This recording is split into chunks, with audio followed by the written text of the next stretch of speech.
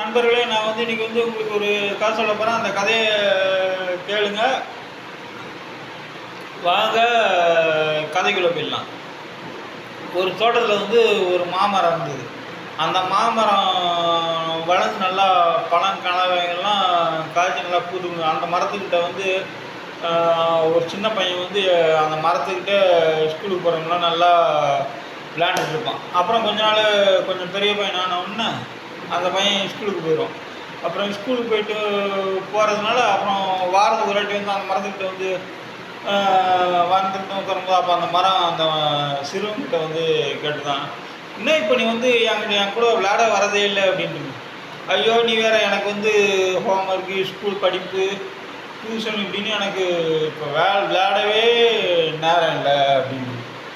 சரி அப்படின்னு. அப்புறம் இன்னும் ஒரு நாள் அந்த பையன் அந்த மரத்துக்கிட்ட வந்தோன்னே, இன்னும் இன்னைக்கு இந்த பக்கம் வந்திருக்க, இன்றைக்கே விளையாடலாமான்றது.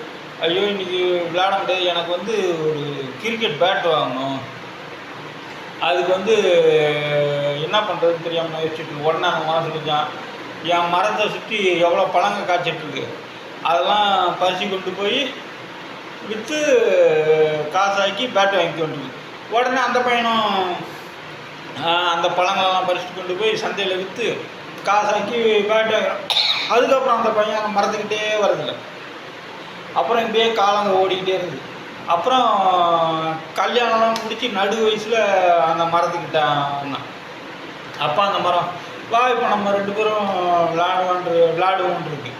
உடனே அவன், ஐயோ இப்போ என்னக்குன்னா எங்கே விளையாட முடியும், எனக்கு என் குடும்பத்தை பார்க்கணும், என் பசங்களை படிக்க வைக்கணும், அவங்கள கல்யாணம் பண்ணி இந்த கவலையிலே இருக்கேன், எனக்கு இப்போ ஒரு சொந்த வீடு வேணும்னு.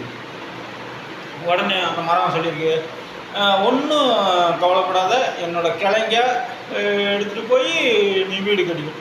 உடனே அவன் அந்த மரத்தோட கிளையெல்லாம் கொண்டு போய் வீடு கட்டிட்டான்.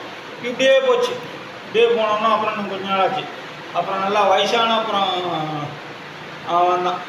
அப்போ வரும்போது இந்த மாதிரி மரத்துக்கிட்ட, எனக்கு இப்போ உனக்கு என்னால் உதவ முடியாத நிலைமையில் இருக்கேன், என் உடனே இருந்தாலும் ஒரு சாய்வினா இருக்காளி செய்கிற அளவுக்கு என்கிட்ட மரம் இருக்குது, அதை வச்சு அவனும் சாய்வினா இருக்காளி செய்கிட்டான். அப்புறம் கொஞ்ச நாள் கழிச்சு ரொம்ப வயசான அப்புறம் அந்த மரத்துக்கிட்ட வந்தான். அப்போ அந்த மரம் அவனை பார்த்து சொல்லிச்சான், ஐயா அப்பா, உனக்கு பழம் கொடுத்து உதவணும், உனக்கு வீடு கட்டுறதுக்கு கிளை கொடுத்து உதவணும், இப்போ அப்புறம் சாய்வினா இருக்காளி கொடுத்து உதவணும், ஆனால் இப்போ என்கிட்ட உதவுறதுக்கு ஒன்றுமே இல்லை அப்படின்ட்டு. அவனும் ஐயோ என்ன செய்கிறது அப்படின்ட்டு அவனும் இருக்கான். அப்போ தான் அந்த மரம் சொல்லிச்சான், நீ இதுக்கு ஒரு வழி உண்டு, நீ ஒரு என்ன மாதிரியே ஒரு செடியை பக்கத்தில் நட்டு, அது நாளைக்கு வளர்ந்து உன் பசங்களுக்கு நல்ல பலன் வரும். இது நல்ல சொன்னா அவனும் பக்கத்தில் ஒரு செடி நட்டிருப்பான். இதுலேருந்து என்ன தெரியுது, எப்பயுமே நம்ம மரம் நட்டி வச்சா நம்ம பேர பிள்ளைங்க இவங்களுக்கெல்லாம் உதவும். அதான் இந்த கதையோட அர்த்தம். அவங்க மட்டும் அந்த காலத்தில் நம்ம இருக்கும்போதெல்லாம் இந்த மரம் நம்மளுக்கு பலன் தரப்போகுதுன்னு அவங்க நினச்சிருந்தாங்க. இன்றைக்கி நம்ம ஒரு மரத்தையும் பார்த்துருக்க மாட்டோம், ஒன்றையும் பார்த்துருக்க மாட்டோம். அதுதான் இந்த கதையோட அர்த்தம். எப்பயுமே ஒரு மரத்தை நட்டினா அவங்க பரம்பரைக்கு பலன் இருக்கும். அதான் இந்த கதையோட அர்த்தம். நன்றி, வணக்கம்.